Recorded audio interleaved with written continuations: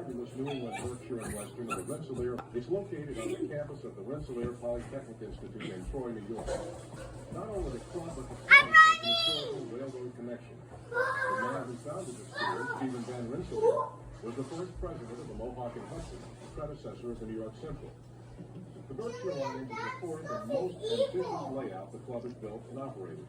It was begun in 1972, but the club traces its beginnings back to 1947.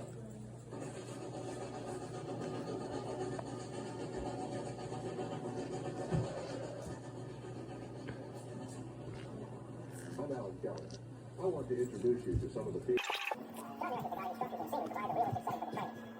Jeff English, who is, I guess you could say that.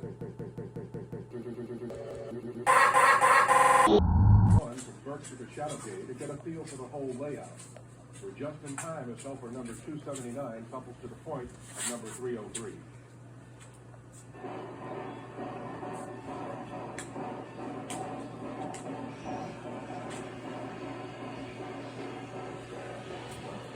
Stop it.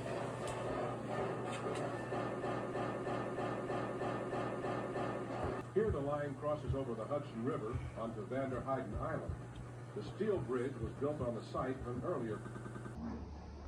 It caught fire and destroyed large sections of Troy. It's under construction. This undeveloped industrial